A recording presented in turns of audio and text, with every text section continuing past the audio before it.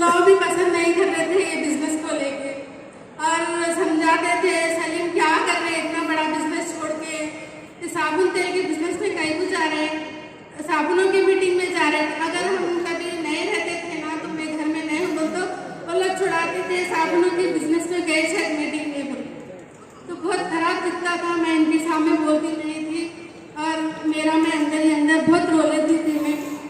तो एक बार बिजनेस में ऐसा होगा, पहले तो अच्छे थे हम लोग, उतने भी अच्छे नहीं थे कि नॉर्मल फैमिली से थे हम लोग।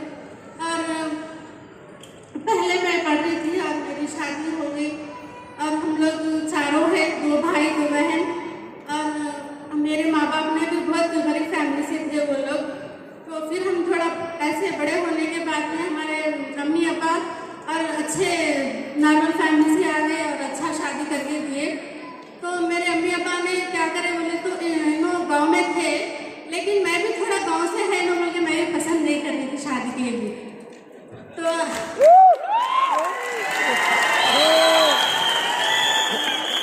अम्मी अब्बा ने क्या बोले, परिवार छोटा है और लड़का बहुत होशियार है, अच्छा है, बहुत खुश रखता और सिटी में ही रहता है बच्चा, अच्छा है बेटा, वो मेरी अम्मी अब्बा समझाए थे। फिर हमारी शादी हो गई और हम लोग गांव में थे थोड़े दिन। फिर उसके बाद में गाड़ी हम चला रहे थे तो हम लोग सिटी आ गए। सिटी आने के बाद में बच्चे छोटे थे, जब पहले भी वो इतना काम करते थे, जब वो ड्राइविंग करते जब इतना मतलब अच्छे कमाते थे जब भी, मगर घर में नहीं रहते थे। एक दिन भी बच्चे छोटे छोटे थे तो मैं अकेले लेके जाना पड़ता था, कुछ हुआ हॉस्पिटल में जाना, कहीं भी जाना, तो हमारे साथ इतना टाइम नहीं मिलता था। और फिर देखते देखते फिर ट्रैवल्स बिजनेस में लगाए थे, वहाँ पर तो और बहुत ज़्यादा बिजी हो गए, रात में भी होशियार रहते थे, तो दोनों की लड़ाई हो जाती थी, तुम कब सोते आकर में, तो ऐसा होता था। और देखते देखते हम लोग सीरीज में आ गए और थैंक यू अरुणा दीदी आपका, तो उन्होंने यहाँ तक लाए हम लोगों को और उनकी वजह से हमारी ज़िंदगी सुधर गई। और पैसे के लिए तो बहुत परेशान रहती थी मैं भी, और एक बार लगता था अच्छे है बोल के मेरे को शादी करके दे दी अम्मी अब्बा ने, मगर कैसे आदमी से शादी करके दे दी, मेरी ज़िंदगी ऐसी हो गई और घर भी चले गया और गाड़ियों का बिजनेस था वो भी चले गया और बच्चे बड़े होने लगे। आखिर अभी आगे कैसा होने वाला है, अब इन्हों नहीं रहते थे ना तो रात भर दिन भर मैं रोने में रहती थी। एक बार लोग देर से आते थे तो रात भर पूरा रो रो के तकिया भीग जाता था, तो अपनी परेशानी में थे, लेकिन मैं उनका साथ कभी नहीं छोड़ी और हर मीटिंग में जाना, सबके साथ में सीखना बैठना,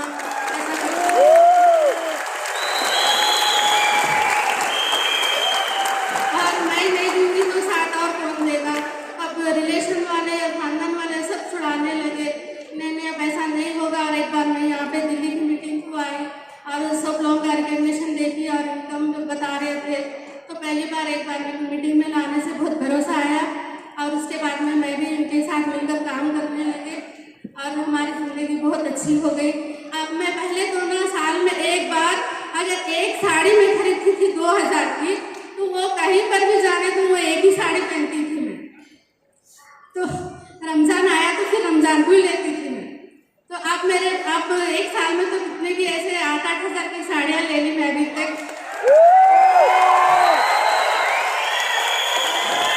और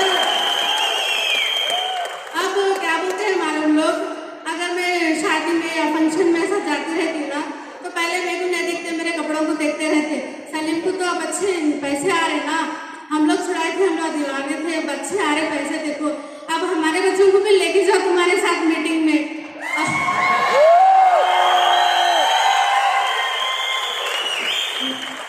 ऐसा बोलते थे, तो जो दीवाने हैं पागल है ऐसा बोलते थे लोग, वो छुड़ाते थे।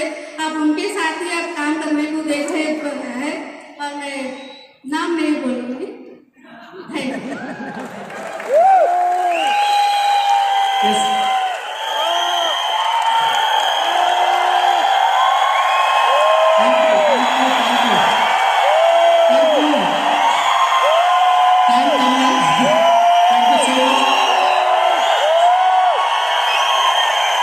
थैंक यू सो मच आपके प्यार के लिए। सबसे पहले मैं शुक्रगुजार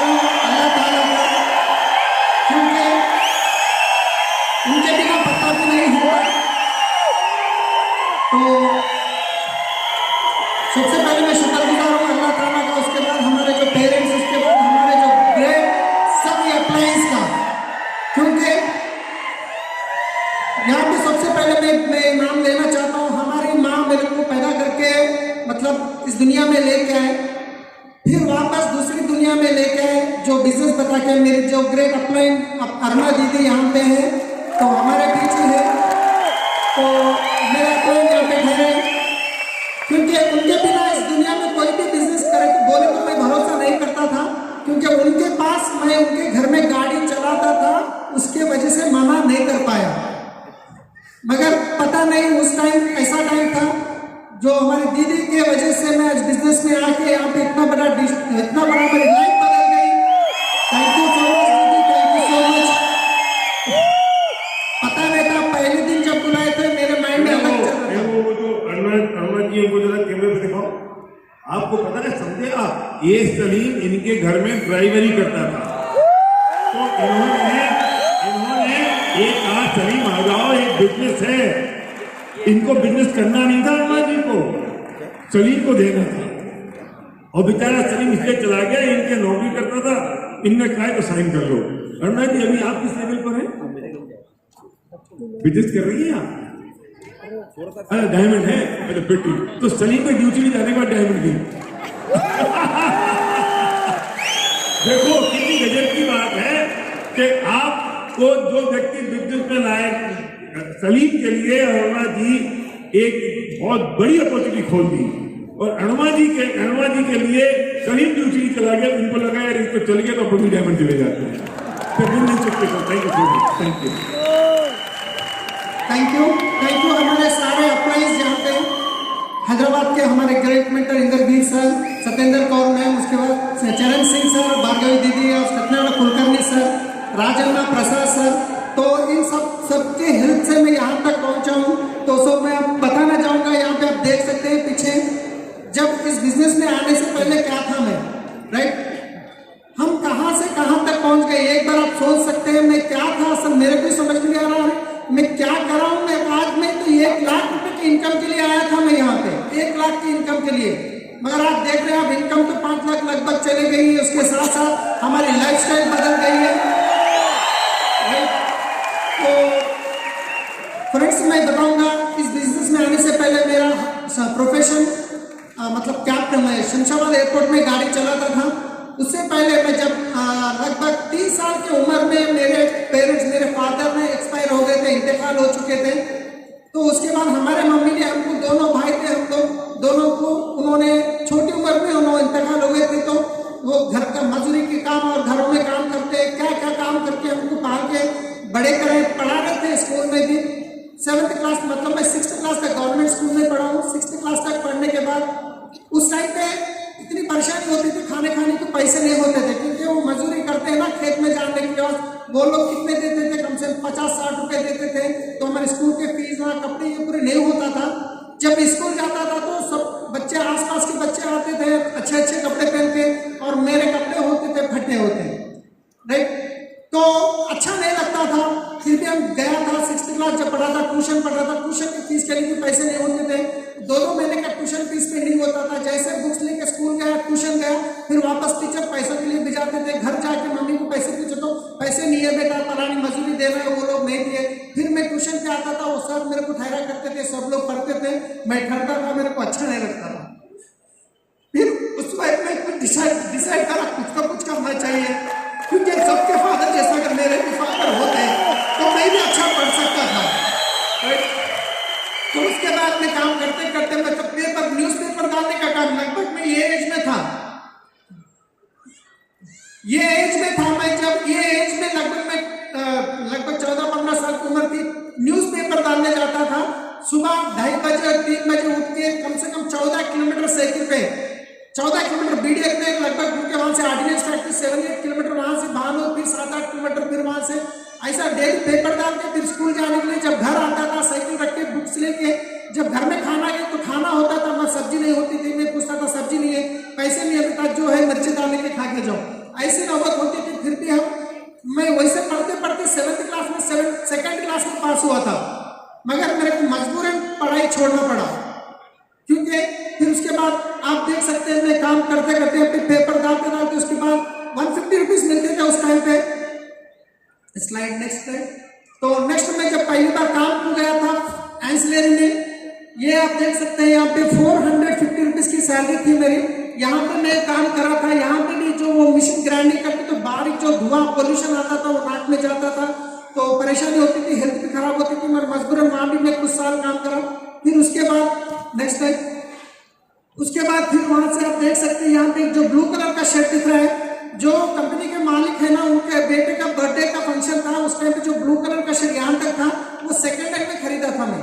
जब सिटी में रोडों पे दाल के बेचते ना, उसमें अच्छा सेलेक्ट करके ला लेता था, लगभग 100 आसपास सेकंड हैंड के कपड़े पहनता था उस टाइम पे मैं। तो उसकी नेक्स्ट यहाँ पे एक पूजा होता था उस टाइम पे, मेरा एक फोटो है नीचे जो बैठा हूँ। नेक्स्ट यहाँ पे देख सकते हैं, ये जो घर है ये हमारा पुराना घर है। तो ये घर में इसलिए फोटो निकाल के बता रहा हूँ, यहाँ पे बाजू में जो बंडी दिख रही है ना आपको, वो बंडी मेरे भाई तो मेरे से थोड़े बड़े हैं, 2 साल 3 साल के, वो वाइस के पास जो मिर्ची भज्जी अंडे आमलेट वगैरह बेचते हैं वो काम करते थे, मगर मैं वही वाइस में स्कूल जाके आके पार्ट टाइम में ग्लास धोने का काम करता था। वाइस के अंदर ग्लास धोने का काम करता था पार्ट टाइम में, राइट।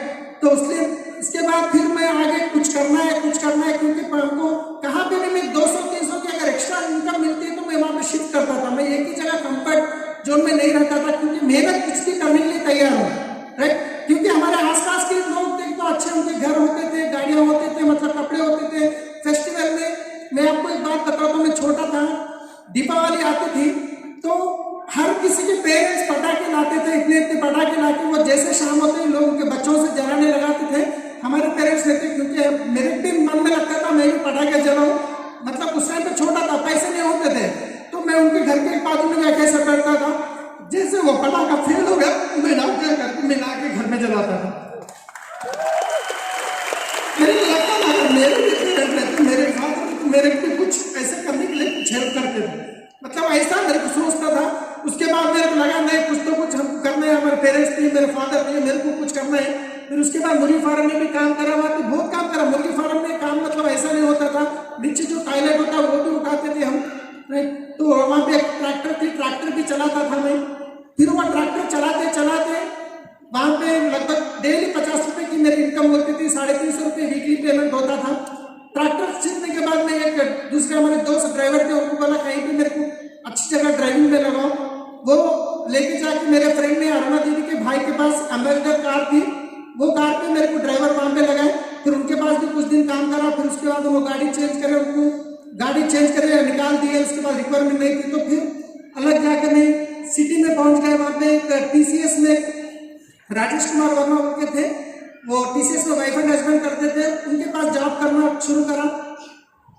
उनके पास यहाँ पे आप देख सकते हैं रामोजी फिल्म सिटी में, उन लोग रामोजी फिल्म सिटी मेरे को घुमाने नहीं ले जाते थे। उनके बच्चे को हमेशा मैं लेके रहता था, क्योंकि दोनों भी ऑफिस जाते, सुबह से शाम तक बच्चे को मैं ही रखता था। बच्चे टॉयलेट में गए तो मैं ही साफ करता था, बच्चे को खिलाना एक माँ बन के बच्चे को मैं करता था। ड्राइवर के लिए नहीं रखी तो उनके बच्चे को संभालने के लिए मैं, ऐसा नहीं मेरे बच्चे को अच्छा संभाला, उनके वहाँ से मैं उनके साथ रामोजी में गया। मगर आज एक वक्त ऐसा है, हमारे ग्रेट चीफ मिनिस्टर जब हैदराबाद आए थे उनके साथ भी रामोजी फिल्म सिटी गया। एक टाइम किसी के पास नौकरी करते हुए गया, आज मेरी फैमिली के साथ घूमने के लिए गया।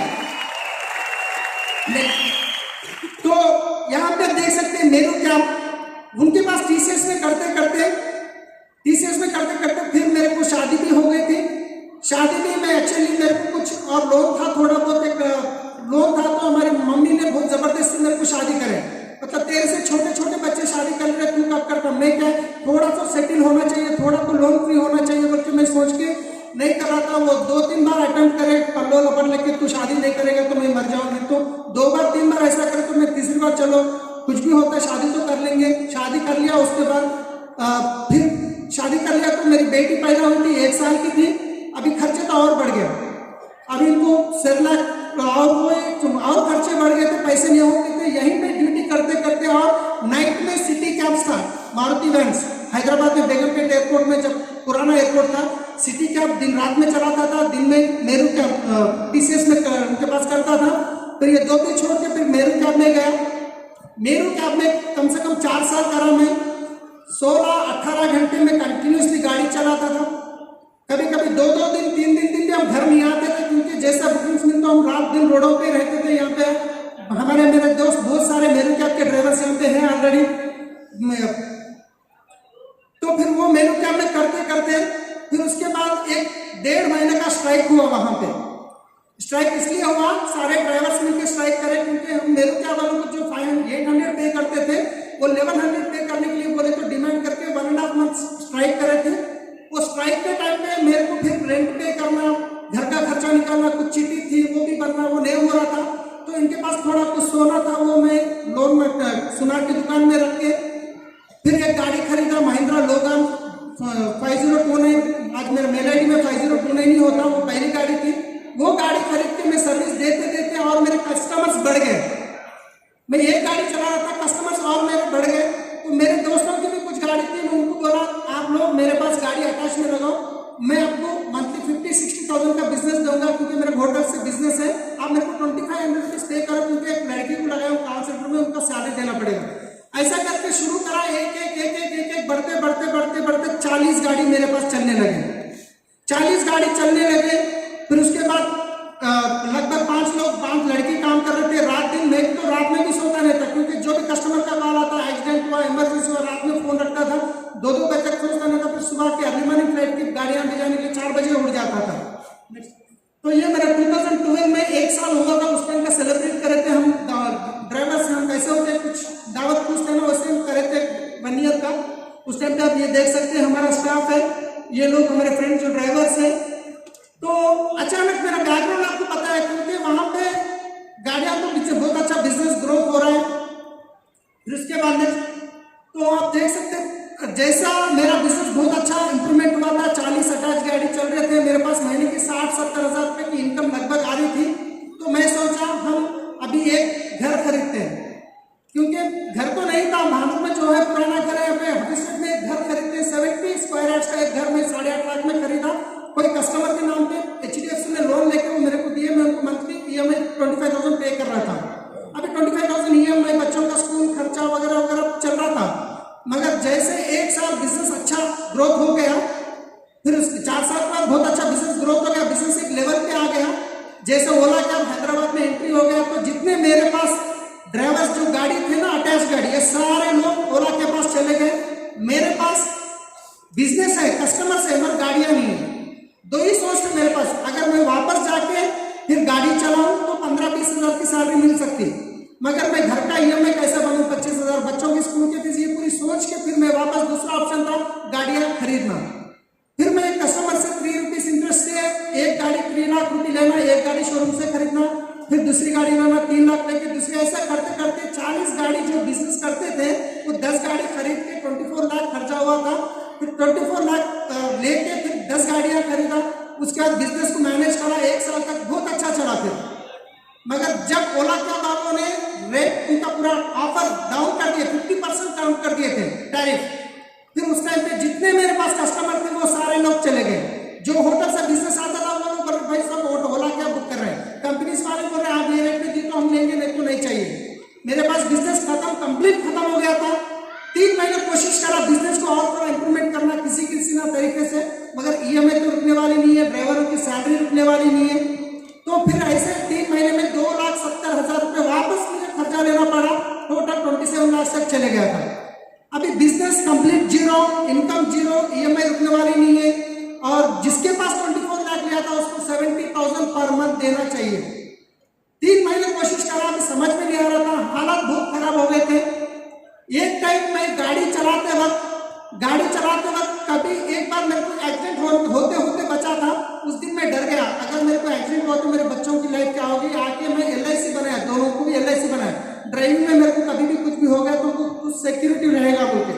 मगर एक वक्त ऐसा गया, या अल्लाह कैसे भी किसी भी बहाने मेरे को उठा ले, क्योंकि ये खर्चे वाले इतने तंग कर रहे हैं। मैं सुसाइड करने की हिम्मत नहीं रही, अगर जाते आते कोई नारी आके मेरे को मार दी तो अच्छा था। ऐसा लगता था, मेरे को खुशी होती थी अगर कोई सुसाइड किया तो मेरे को जरा इतना होता, क्योंकि 70,000 रुपये महीना पे करना, घर में बच्चों को खाना नहीं, है इतना परेशानी होती थी।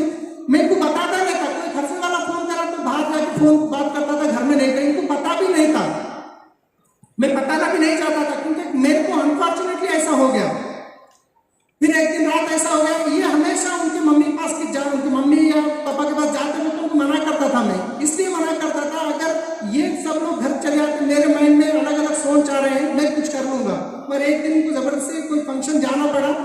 दिन रात एक खर्चे वाले ने मेरे को फोन करके बहुत गालियां दिया, तो पैसे नहीं दे रहा, वो करूंगा ये करूंगा।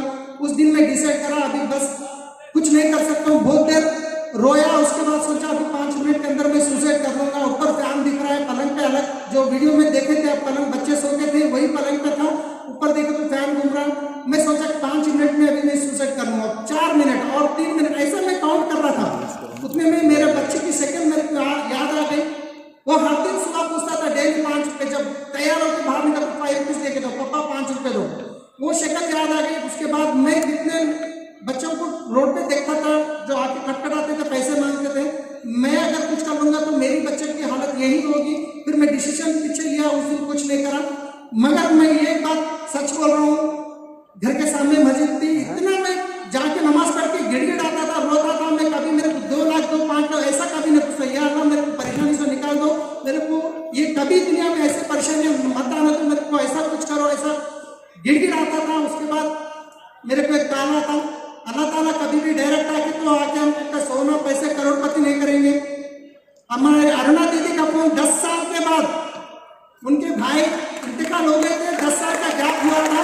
10 साल के बाद मेरे को कॉल आता उनका, 10 साल के बाद कॉल आया। मैं ऑफिस में, वो एंड पे था ऑफिस मेरा, तो कोई मेरे को फोन दिया तो बात करा, तो बोले सलीम बहुत साल हो गया मिलके, आप फैमिली से एक बार हमारे पास आओ, आपको एक बिजनेस भी बताऊंगी।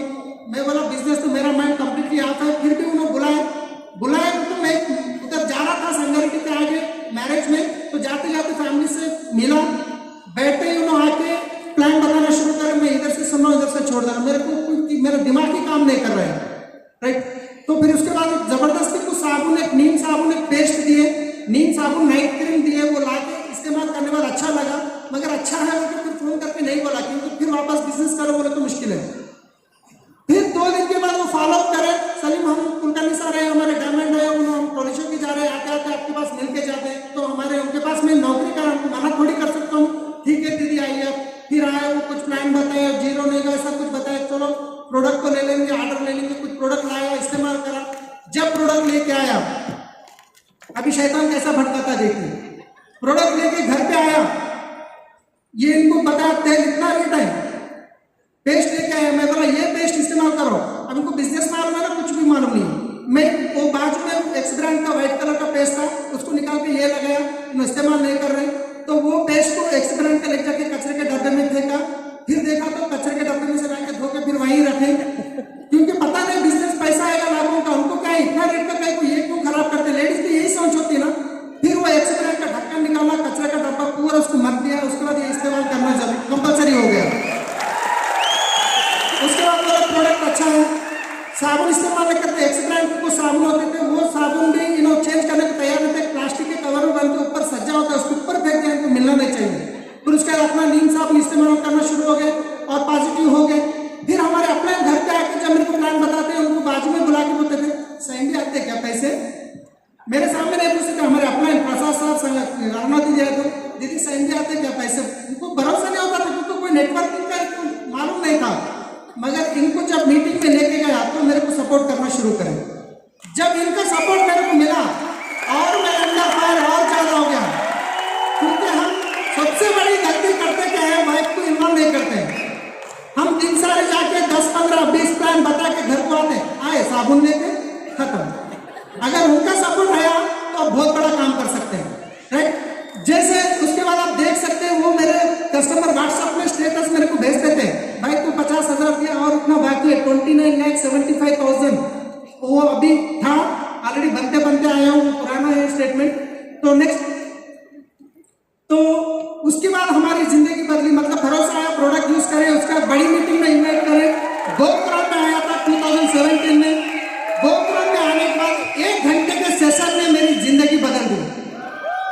1 घंटे के सेशन में, उस दिन भी मैं गोकुरम अटेंड कर, सर एक ही बोले उस दिन, टाइम कम में मैं शार्टली बोल रहा हूँ।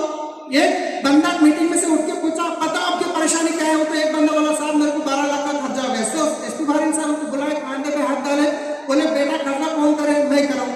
तो कौन फेंकेंगे, मेरे को फेंकना है। तो ढंग से काम करो, जाओ आपके खर्चे वालों को टाइम लो, 1 साल 2 साल का टाइम लो, बोलो ढंग से काम करो, खर्चा फेंको। आप परेशानी उठा लेके मेरे खर्चा हो गया, खर्चा हो गया, खर्चा हो गया बोल के अब लोग हंसेंगे आपके। तो वही काम मैं, मेरे को लगा सर मेरे को ही बोल रहे हैं, जाके मेरे खर्चे वाले से बात करा, सर मैं ईमानदार रखूँ दूंगा, मेरे को टाइम दीजिए, इंटरेस्ट कितना डाले तो डालो, कोई बात नहीं, 100% में पैसा दूंगा आपको। और वो खर्चे वाले इतने खतरनाक थे, किसी को 2.5 का इंटरेस्ट दे रहा था, वो बोला सलीम तू 1 साल बड़ा लेट हो गया, अभी 2.5 है ना, इसको 3% कर रहा हूँ। तो बोला कर लो कोई बात नहीं, 100% मैं एक दिन दूंगा, मगर मेरे को डिस्टर्ब मत करो। राइट, मंथली उनका इंटरेस्ट पे करते करते मैं गोकर्ण में आके डिसीजन लिया नेक्स्ट। तो यहाँ पे गोकर्ण में आने के बाद पहला सेशन क्या था? पहला सेशन क्या था? 10 स्टेप्स। अब आगे आप जो देखेंगे उसमें कुछ भी नहीं है, 10 स्टेप देखी है, अपलाइन जो बोले वही काम करते गए, आज यहाँ तक पहुंचा। अब देखिए डिफाइन द ड्रीम बोलते हैं, पहले दिन में ड्रीम लगा के निकाल के लगा दिया।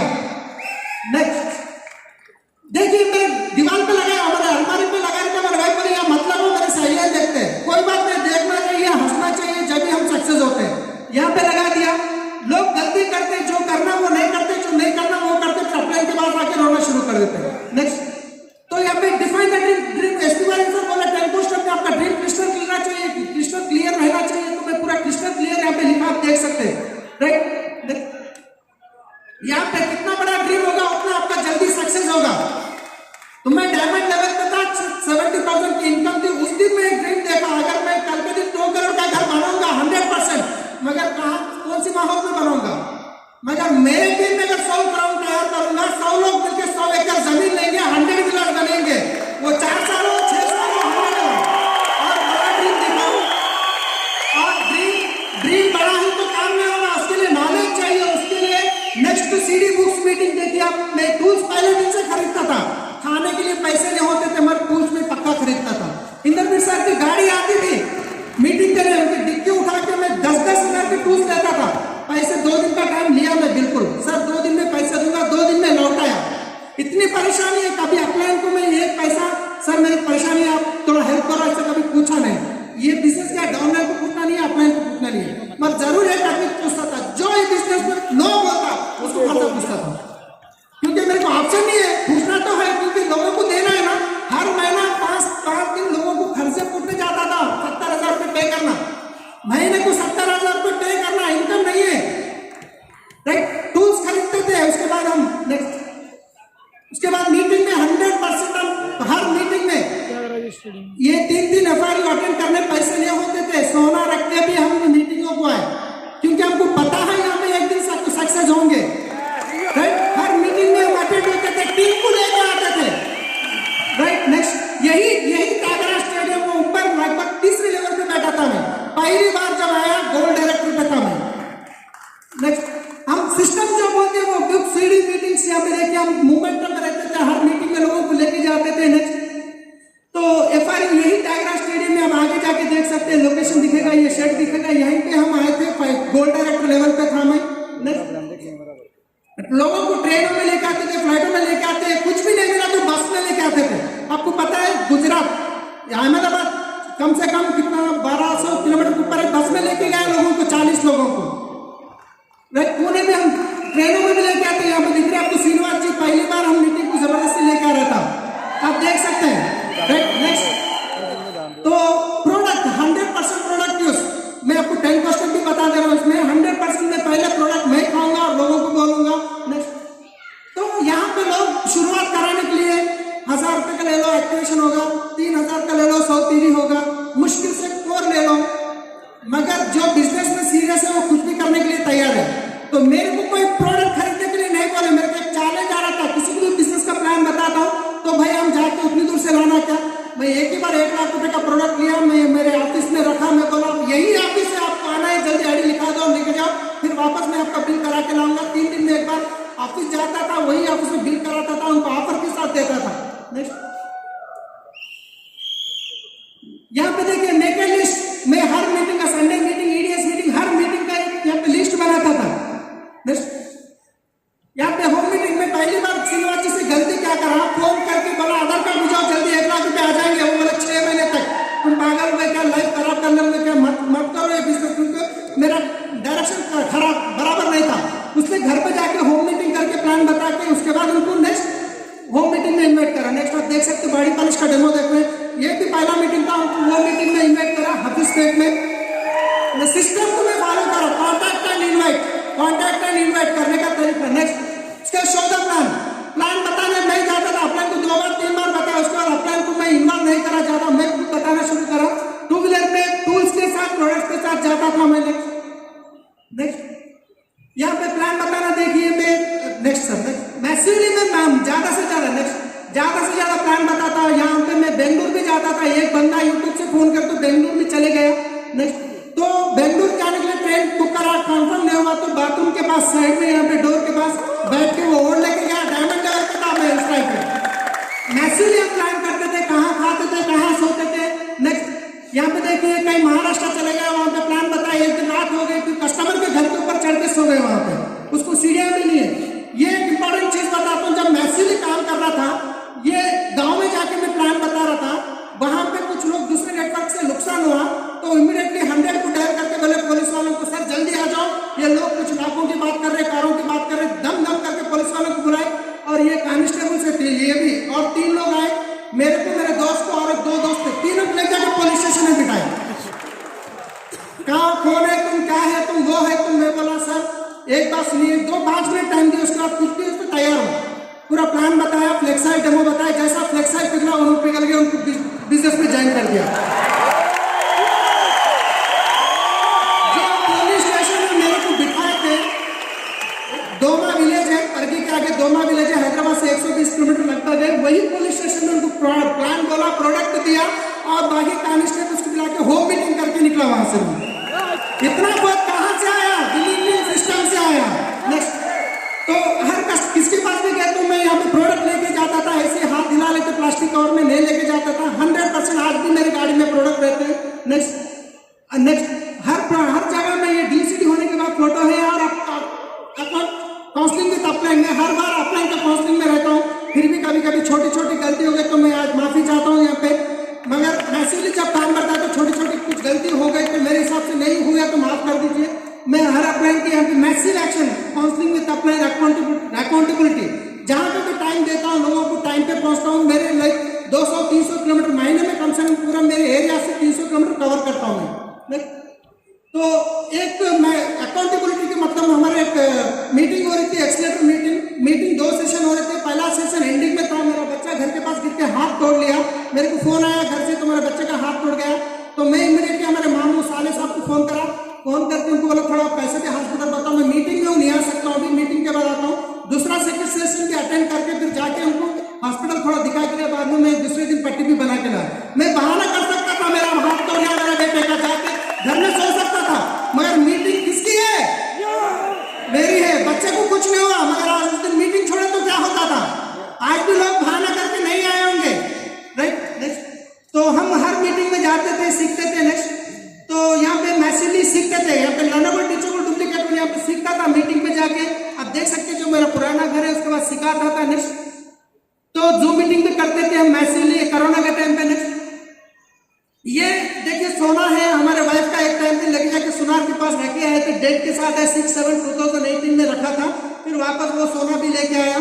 नेक्स्ट तो एक टाइम पे हम ट्रेन भी नहीं चढ़ते थे, मगर आज हम फ्लाइटों में घूम रहे। लाइक ये पूरा 10 को स्टेप करने से ये पूरा बदलाव आया है, ये इसीलिए आया है। ये 10 को स्टेप का पावर है मैसिवली। जो होटल में कस्टमरों को जाके ड्रॉप करता था, वही होटल में जाके हम खाना खा रहे हैं। यहाँ पे ताज कृष्णा हैदराबाद में बड़ा होटल है, ताज कृष्णा होटल। एक टाइम पे घर जाके प्लेट लेके मांगता था खाना में, मतलब वो लोग बोलते थे तुम्हारे पापा नहीं है बेटा, आके घर में खाना लेके जाओ, बचा कुचा सो देते थे। और आज हम जाके 10-10 लाख का बिल कर रहे हैं, राइट।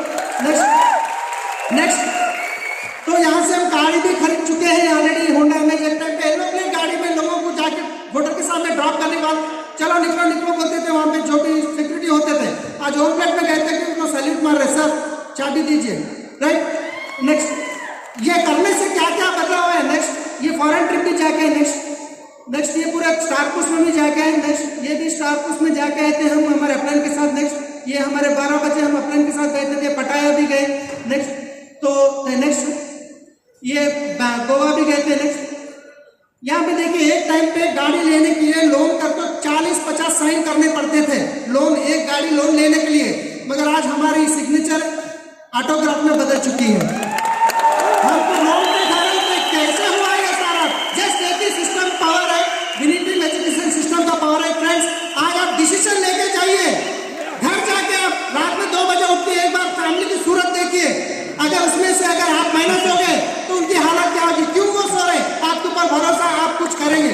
आप नहीं करेंगे एक दिन उसमें से माइनस हो जाएंगे तो हमारी फैमिली की क्या होता है, एक बार सोच के डिसीजन लीजिए।